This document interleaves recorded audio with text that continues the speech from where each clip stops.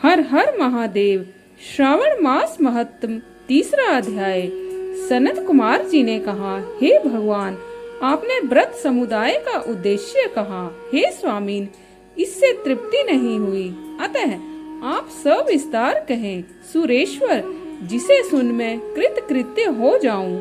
ईश्वर ने सनत कुमार से कहा, हे योगीश, जो विद्वान श्रावण मास नक्त व्रत कर बिताता है, 12 महीने वह महीनों में नक्त व्रत का फल भोगता है। दिन की समाप्ति के 3 घटी पहले रात्रि भोजन को नक्त व्रत कहा जाता है। उक्त भोजन में सूर्यास्त के पहले 3 घड़ी समय का त्याग कर अवशिष्ट समय लिया है। सूर्यास्त के 3 घटी तक संध्या काल कहाँ है। आहार, मैथुन, निद्रा, चौथा स्वाध्याय, इन कार्यों को सायंकाल ना करें।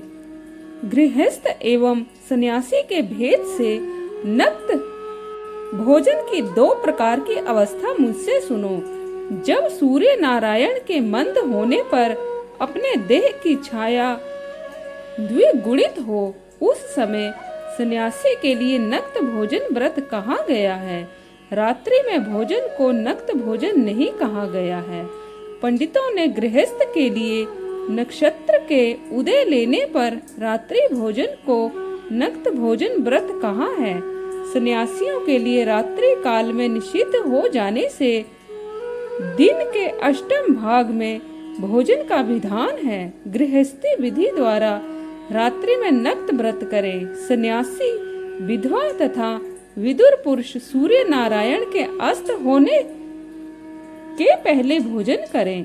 जो पुत्रहीन, आश्रमहीन, स्त्रीविहीन विदुर यदि है तो वह रात्रि में भोजन करे। श्रावण मास के आ जाने पर प्रतिपदा तिथि में प्रातः काल संकल्प करें कि मैं श्रावण में 1 महीने तक ब्रह्मचर्य में रह प्रतिदिन सुबह स्नान करूंगा। नक्त व्रत, रात्रि शयन तथा प्राणियों पर दया करूंगा। हे देव, यदि इस व्रता आरंभ होने पर समाप्ति व्रत पूर्ति के पूर्व ही मर गया तो हे जगतपते, उस समय आपके प्रसाद से व्रत पूर्ण हो। यूं बुद्धिमान मास आरंभ में संकल्प कर नक्त व्रत करें। हे मुने, अब उत्तम लक्ष्य पूजा विधि सुनो। लक्ष्मी की इच्छा वाला मनुष्य बिल्व पत्रों से शांति की कामना वाला भी दूर्बाओं से तथा आयुष की इच्छा वाला चक्षमा पुष्पों से भगवान हरि का अर्चन करें। विद्या की इच्छा वाला मल्लिका तथा चमेली पुष्पों से अर्चन करें। तुलसी दलों से शिव और भगवान विष्णु प्रसन्न होते हैं। पुत्र की कामना वाला मनुष्य कटेरी पुष्पों से पूजन करे। दुस्वपन नाश के लिए उत्तम धान्य से अर्चन करे। देव के सम्मुख रंगवली, पद्म, स्वास्तिक और चक्र आदि बनाकर विभु का अर्चन करें। यूं संपूर्ण कामनाओं की सिद्धि के लिए सब पुष्पों से अर्चन करें। यदि लक्ष्य पूजा करता है तो शंकर प्रसन्न हो जाते हैं। अंत में उद्यापन करें। मंडप बनाकर मंडप के तीसरे भाग में वेदी बनावें। पुण्य वाचन कर आचार्य वरण करें। मंडप में प्रवेश कर रात में गाना बाजा शब्द से और वेद पाठ से जागरण करें। वेदी पर उत्तम चतुर्लिंग रतो भद्र बनाकर उसके मध्य भाग में चावल से सुंदर कैलाश बनावें। उस वेदी जगह पर खूब चमकीला तांबे का कलश स्थापना कर उसमें अच पल्लव तथा सूक्ष्म वस्त्र को रखें। उस पर पार्वती पति की स्वर्ण प्रतिमा को पंचामृत स्नान पूर्वक स्थापित कर अर्चन करें। नैवेद्य युक्त धूप, दीप, गीत, वाद्य, नृत्य तथा वेद शास्त्र पुराण द्वारा रात में जागे। सुबह स्नान करें। पवित्र शास्त्रोक्त विधान से वेदी बनावें।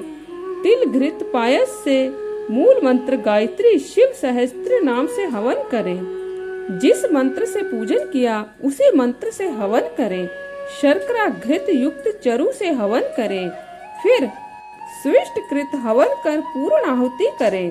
प्रातः वस्त्र, अलंकार, भूषण से आचार्य का अर्चन करें। ब्राह्मणों का पूजन कर दक्षिणा दें। जिन मंत्रों से उमापति की लक्ष्य पूजा की है उस चीज का दान करें। सोने की प्रतिमा बनाकर शंभू का अर्चन करें। यदि 1 महीने तक दीप जलाया हो तो उसे दान में दें। संपूर्ण इच्छाओं की सिद्धि के लिए सोने की चांदी का दिया बनाकर गोघृत से संयुक्त कर दान दे। देवता से क्षमा प्रार्थना कर ब्राह्मण से हवन करावे। हे मुने, जो मेरा अर्चन करता है मैं उस पर प्रसन्न हो जाता हूँ। यदि श्रावण मास में ये कार्य किए जाएं तो अनंत फल देने वाले होते हैं। इस महीने में जो मौन व्रत धारण करता है वह श्रेष्ठ भक्ता हो जाता है। वह मौन व्रत दिन रात या दिन का हो या भोजन के समय का हो, मौन व्रत में घंटा तथा पुस्तक दान करे तो सब शास्त्रों की जानकारी कर लेता है। वेद और वेदांग का पारगामी हो जाता है। मौन व्रत महात्म्य से बुद्धि में बृहस्पति के तुल्य हो जाता है।